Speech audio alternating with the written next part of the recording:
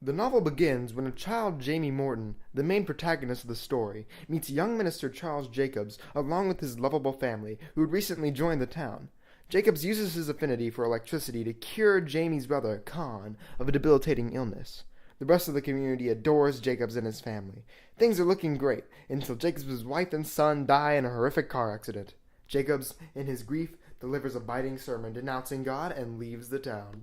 Jamie, meanwhile, progresses through the rest of his life, becoming a professional guitar player and a die-hard drug addict. Nearly 30 years after Jacobs' downfall, Jamie wakes up alone, broke, and suffering from heroin withdrawal in a dank motel room in the middle of nowhere.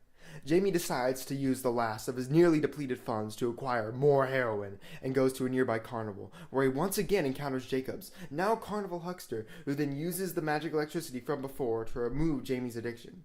Jamie, however, experiences bizarre after effects, such as poking his arm with a fork as though he were injecting heroin. When Jamie looks into some of Jacobs' other cures, he discovers that quite a few killed themselves in bizarre and unorthodox ways.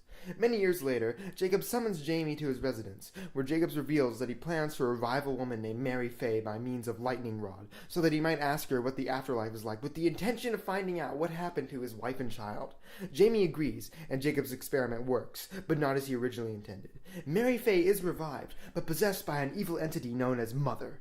Mother reveals that all those who die go to a place known as the Knoll, ruled over by monsters, of which Mother is the most powerful.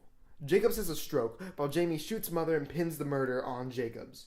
A few years later, and Jamie is one of the few of Jacobs' cures who didn't kill themselves or others. Instead, he's only miserable and relying on antidepressants. Hooray!